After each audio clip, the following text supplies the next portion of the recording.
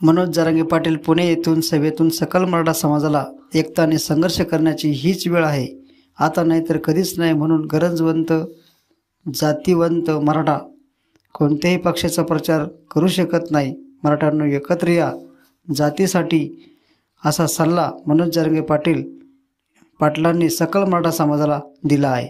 धन्यवाद.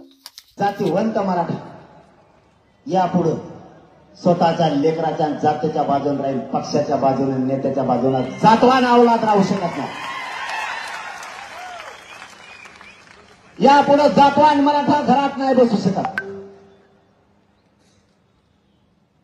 खानदानी मराठ्यांची अवलाद ही यापुढे आता पक्षाचा प्रचार नाही करू शकत. स्वतःच्या जातीचा आणि स्वतःच्या लेकराच्याच बाजूने उभा राहणारा जातवान आणि खानदानी मराठा यापुढे समजा.